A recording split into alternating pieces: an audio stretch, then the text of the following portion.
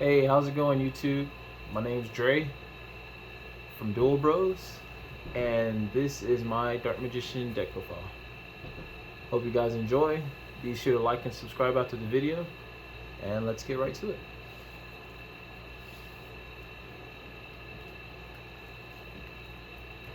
Okay, starting off,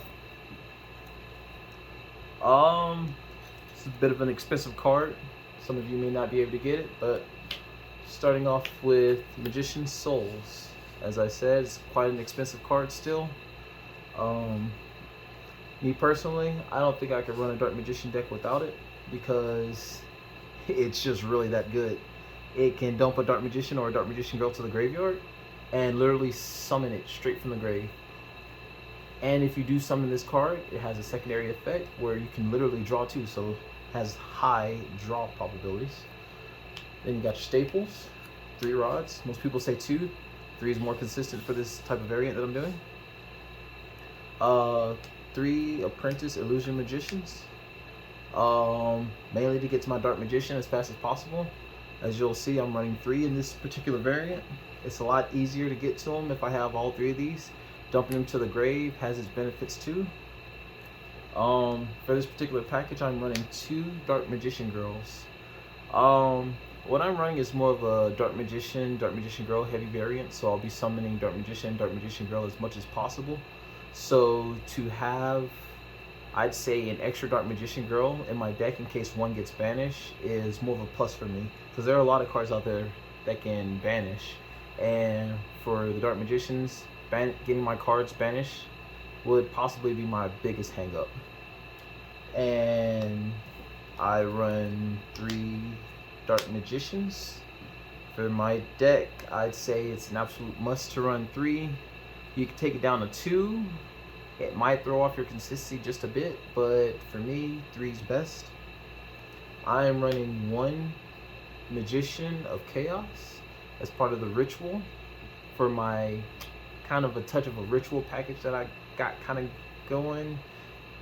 To finish off my ritual engine, I am running 2 Illusion of Chaos. Now this card is very good. If you do plan on running this deck, I do recommend you picking these up. Not only can this card search from your deck to your hand a card that mentions Dark Magician in its text, but it doesn't have to just be a monster. It could be a monster or a spell and trap.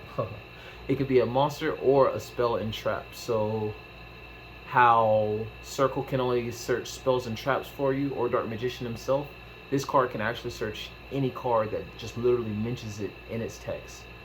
Also Dark Magician Girl if it's in its text. And I'm running 1 Tamias the United Dragon as part of my fusion engine. As you'll see, I'm running more of a monster ritual fusion variant. The consistency works just for this type of deck that I'm running, and you'll see with the rest of my cards how well I'll be able to get it off. As far as hand traps, because I know you're wondering about hand traps, I'm running 2 Effect Veilers and Ash Blossom. Ash Blossom because its effect is only good once per turn. If I have more than 1 Ash Blossom in my hand, it's going to make it bricky. It would be good for next turn, but I feel having 1 and then drawing into the Effect Veilers, whose effect isn't once per turn, is a way better flush out than just having 3 Ash Blossoms. Alright, that's going to do it for the monsters. Let's move on to the spells and traps. Starting off our spells, we're only going to have 2 Dark Magic Circles. I feel 2 is more consistent because if I end up having 3 in the deck and I draw into another circle, I can't use the circle again and it'll just throw everything off, put it out of perspective for me. I'm running 3 Soul Servants. 3 Soul Servants because this card is pretty mint. It can not only increase your draw ability if you have Dark Magician and Dark Magician Girl, and with the setup I have, I'll have multiple Dark Magicians and Dark Magician Girls. But it also searches any card in your deck that mentions Dark Magician and searches it to the top of your deck.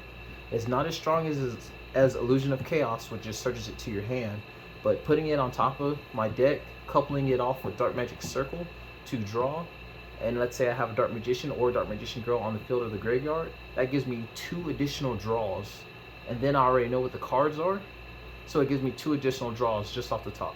So extremely useful. I'm running 3 pre-preps. 3 pre-preps because I have 3 rituals. Also, I am running 1 chaos form, which is really good for this particular set, because if I have a Dark Magician and a ritual in my hand, I can literally fuse, or not just fuse, ritual summon with those 2, play pre-prep, get another ritual from my deck, plus my ritual spell back from the grave, and then fuse again right off the bat.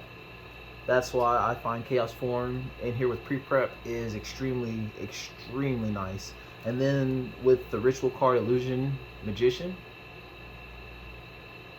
it will definitely increase my negation abilities, because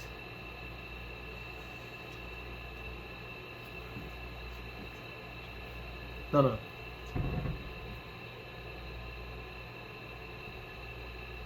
Yeah, but it can double your negation, because let's say one of your monsters gets destroyed, but you didn't ritual summon the second one. With Magician of Chaos, which is why I have him in the deck, once he's destroyed, I can automatically ritual summon again, ignoring summoning conditions. So that could actually put 2 of them on the board, making it way more effective. Running 1 secrets, because with Circle and Illusion of Chaos, I can recycle them easily. And 1 Magicalized Fusion, because I'm running Quintet in here, it makes getting into it way easier just by dumping 5 spellcasters. Bond between teacher and student, and Magician's Salvation as part of our Dark Magician Girl package. Most people would think that I'm running Dark Burning Magic in here because it's Dark Magician Girl oriented. Unfortunately, I am not. I am actually running Dark Magic Attack. Why? Dark Magic Attack can not only be searched using Bond between teacher and student, but once I activate Magician's Salvation, it'll automatically grant me an Eternal Soul. And with Eternal Soul, that's another search for Dark Magic Attack. But I'm also running Thousand Knives in this particular package. That means I'll be able to search Thousand Knives more consistently, as well as Dark Magic Attack. And with Soul Servant, placing the card either from my hand, deck, or graveyard back on top of my deck as my next card, I can recycle it more frequently and pop more monsters. That's it for the spells. Moving on to the traps. We're only running 2 Eternal Souls, obviously. People say 1, people say 3. I find 2 is way more consistent. 1 Magician's Combination to couple off our Dark Magician Girl variant that I'm running. And just to make sure our opponent gets no leeway or rest, my baby, Skill Drain. Alright, that's spells and traps. Let's move on to the extra deck.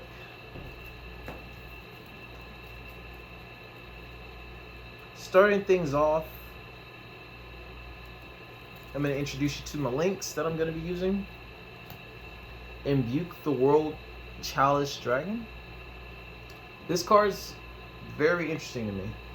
If there's a heavy beater on the field, its effect lets me destroy 1 card that it points to.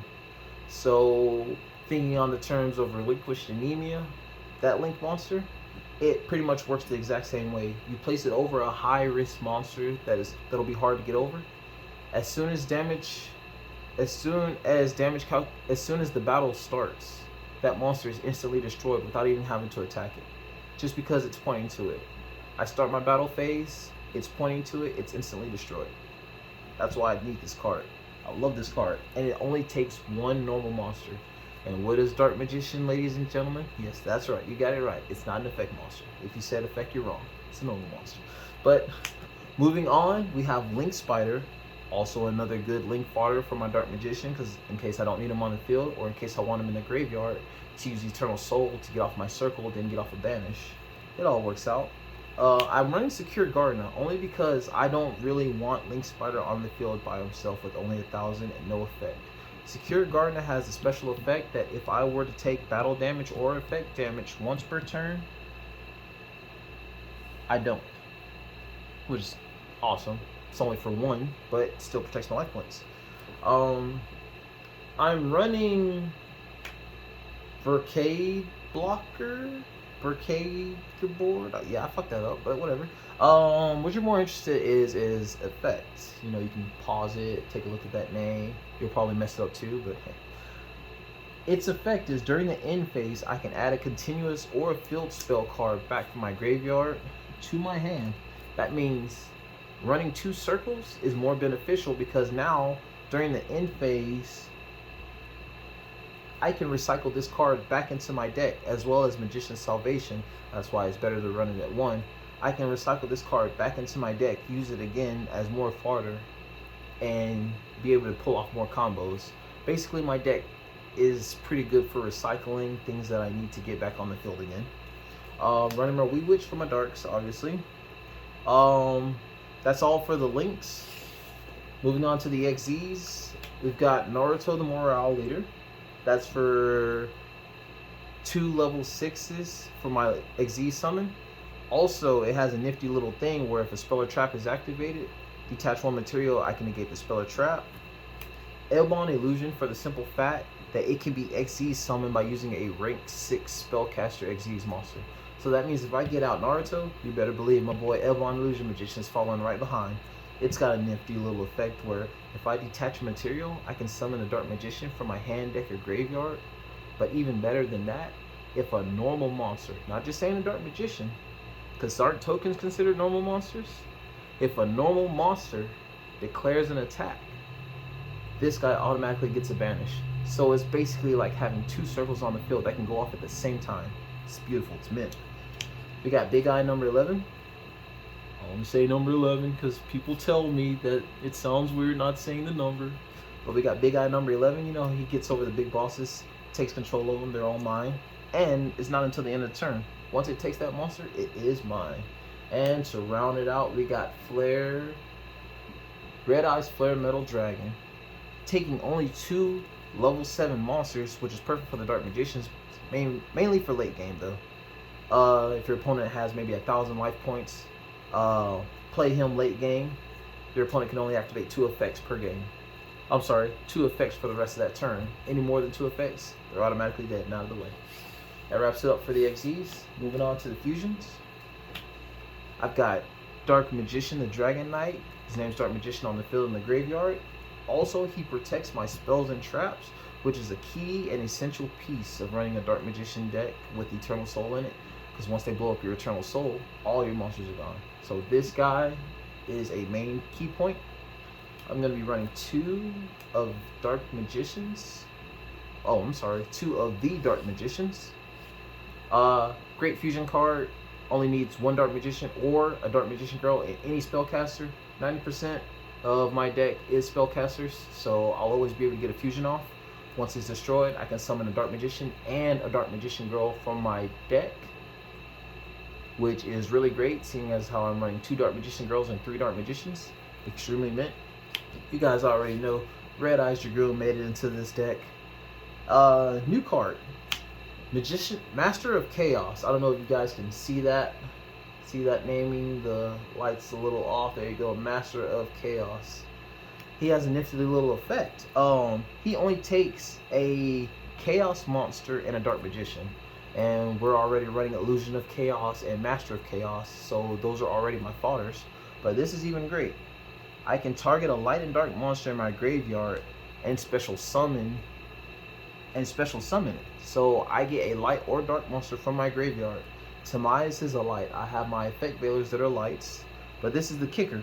It says I can tribute 1 light and 1 dark monster, and I can literally banish all monsters my opponent controls. Banish, and it's non-targeting, so that's just a full banish. Clear all their monsters out with 3,000 attack. And it says if this card is destroyed, I can target a spell in my graveyard and add it to my hand, but mainly for the banish effect. Now this is a pretty heavy banish deck. I'm just gonna go ahead and throw that out here right now. And to round up the end, you know, we got Quintet. Quintet's the card I was talking about with Magicianalized Fusion. It's a very nice card. 5 spellcasters makes this bad boy, but here's the other kicker. 5 different named spellcasters will cause its secondary effect to go off, which non-targeting destroys all face up cards on the field. Complete wipe. Complete wipe. However, if they got some face downs, they can keep those. But if you can already tell, banish, destroy, board wipe. That's basically what my deck does. Alright. That wraps it up for my deck profile. I can't wait to see you guys in our duel. Remember to like and subscribe at Duel Bros. This is Dre Boy signing out. Alright. Peace.